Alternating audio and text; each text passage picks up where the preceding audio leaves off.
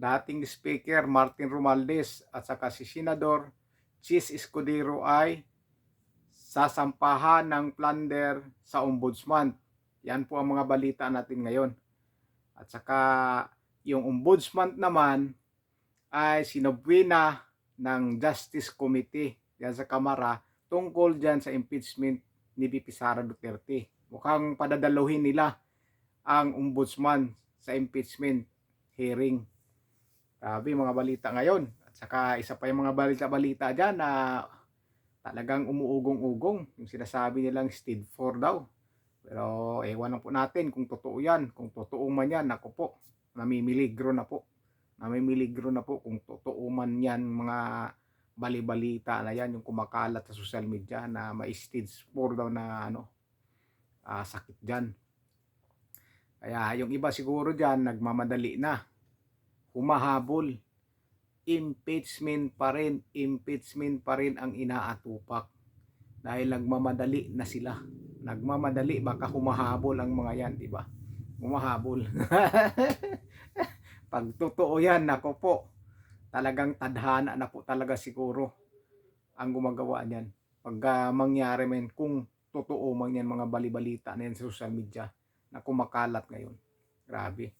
At saka may in-announce po ang DILG Secretary na si Secretary John Vic Remulla. Bawal na po mag-inuman sa kalye.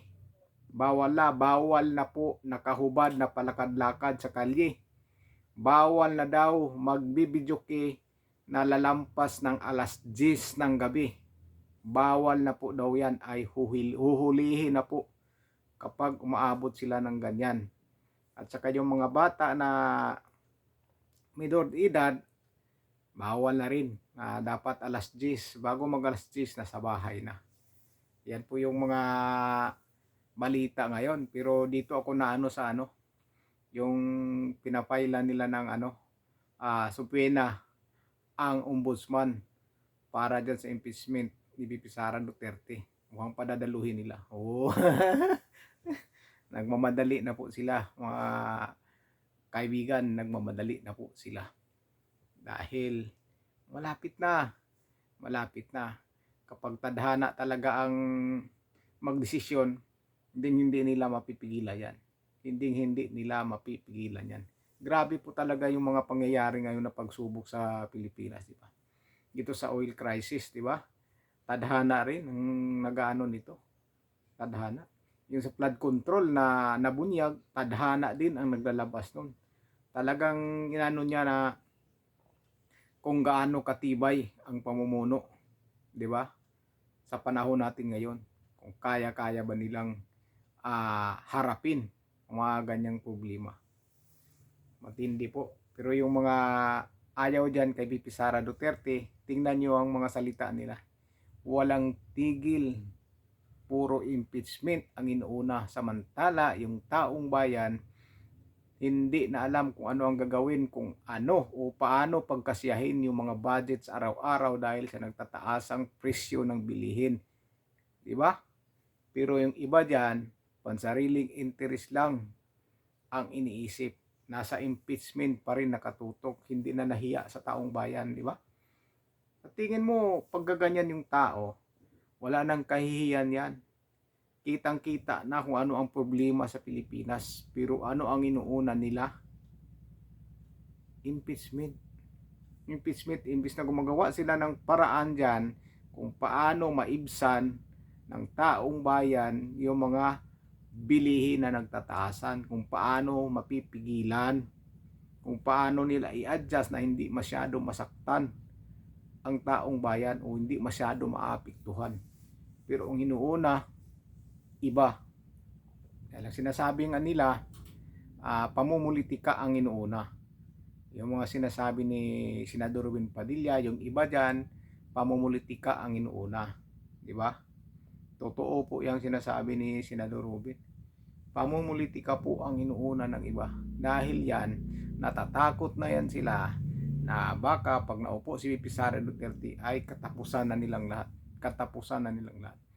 Sinabi na yan ni Llamas na kapag si VP Sara Duterte ay magiging pangulo ay katapusan na nilang lahat. katapusan na nilang lahat kapag si VP Sara Duterte ang upo bilang Pangulo. Alam na alam, alam na alam niya na katapusan talaga nila. Dahil alam na alam nila yung ginagawa nila ay hindi tama. Dahil gusto nila silang maupo dyan sa susunod na administrasyon. Ayaw nila sa VP Sara Duterte dahil hindi na nila magagawa ang kanilang mga ginagawang hindi maganda sa bayan. Yung iba naman dyan, umiiwas o para makaiwas sa pananagutan dahil marami dyan sigurado makukulong kapag magiging Pangulo si Vice President Sara Duterte. Marami talaga dyan mapaparusahan. Maraming hahabulon si Vice President Sara Duterte dyan. Hindi nila mapipigilan yan. Kahit anong gawin nilang pag fake news dyan, ng mga nagpo-post sila na ang si VP Sara Duterte ay humihina, lalo na si si Llamas. Lagi niyang mind conditioning mga tao na ang OFW daw, ano na raw, humihina na raw yung ni VP Sara Duterte, suporta doon. Hindi daw kagaya ng Pangulong Rodrigo Duterte na talagang wala daw siya makakausap ng OFW, kundi puro Duterte daw. Pero ngayon daw marami na raw ang nagsisisi. Sinasabi daw na nabubudol sila. Uy, gumagawa-gawa ng kwento. Gumagawa-gawa ng kwento si si Llamas na medyo humihina na raw ang suporta ng mga Duterte sa mga OFW. Ang tanong diyan sa inyo mga OFW, humihina nga ba ang suporta ni VP Sara Duterte na diyan sa inyo? Diyan sa mga OFW, dahil yan po ang sinabi ni Llamas na humihina na raw ang suporta ng mga OFW sa mga Duterte. Hindi daw kagaya dati sa panahon ni Pangulong Rodrigo Duterte. Humihina na daw. Hindi pa niya nakikita sa mga video, di ba? Yan nakikita. Inaano nila yung isip ng tao Inaano nila yung isip ng tao na, uy, humihina na pala si Sara Duterte. Ay, mas lalo pa ngang lumakas ang Vice Presidente. Mas lalong lumakas. Kaya kung ngayon lang ang eleksyon, sigurado nang uupo siya kung ngayon lang gaganapin ang eleksyon. Wala nang duda. Siya na talaga maging sunod na Pangulo. Kaya yung iba dyan, nagmamadali, talagang inuubos na nila yung oras nila dyan para sa paghahabol nila kay VP Sara Duterte. Inuubos na nila kasi pagdating na 2027 po talaga, wala na yan. Marami na mag-aatrasan, marami na. Kaya ngayon, talagang tudo sila ngayon. Ngayong 2026, itutudo nila yan. Kasi pagdating talaga ng 2027 at nandyan pa rin si VP Sara Duterte, wala na. Sigurado na po. Marami na po diyan aayaw at marami na po diyan lilipat kay VP Sara Duterte. Marami nang magsasalita na tungkol kay VP Sara Duterte na mga magaganda. Di ba? Ngayon pa nga lang hati-hati na yan sila. Hati-hati na yung mga ayaw kay VP Sara Duterte noon. Ngayon, nagbago na ang isip. Nagbago ng isip, marami na diyan. Kasi sinabi nga nila, kung dati ng pirma ng impeachment ay marami, umabot ang 200 plus, ngayon daw iba na. Baka hirap pa yung kukunin yung 106 na yan na pirma. Dahil yan, nagdadalawang isip na ano pa kaya pagdating ng 2027, di ba? Ngayon pa lang ngayon pa lang. Pero bilib ako kay VP Sara Duterte, alam niyo kung bakit? Kahit anong paninira na ginawa nila ang VP Sara Duterte, pa rin, tahimik pa rin siya, tahimik pa rin si VP Sara Duterte. Diyan ako believe kay VP Sara Duterte. Hindi yung natataranta na wala. Tahimik lang siya. Parang wala lang sa kanya dahil alam niya talaga na ang lahat ng ginagawa sa laban sa kanya ay puro gawa-gawa lamang. Puro gawa-gawa lang po talaga. Kaya yung mga ginagawa ng iba dyan, ginagawa lang nila yan dahil talagang takot sila magiging Pangulo si Vice President Sara Duterte. Dahil sinabi na nga ni Llamas, katapusan na nilang lahat kapag si VP Sara Duterte ang magiging Pangulo. Totoo naman po talaga yun. Katapusan talaga ng lahat ng mga gumagawa ng hindi tama kapag si VP Sara Duterte ang maupo bilang susunod na Pangulo. At sana yung balibalita na stage 4, sana hindi totoo yan. Kapag kasi totoo yan, naku po talaga.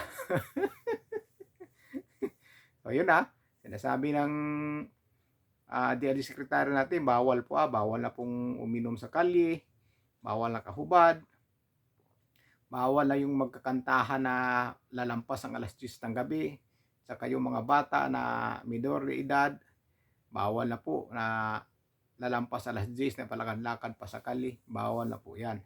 At saka si Martin Romualdez ay sasampahan ng plunder ng ombudsman at saka si Senator Chis Escudero. At ang ombudsman naman ay sinapuina ng Justice Committee yan sa Kamara tungkol sa impeachment ni VP Sara Duterte.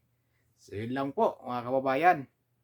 Kaya mag-alala, darating din ang panahon. Sinasabi nila ni Dilima dyan sa mga nakikita sa social media na malapit na raw ang liwanag. Malapit ang liwanag.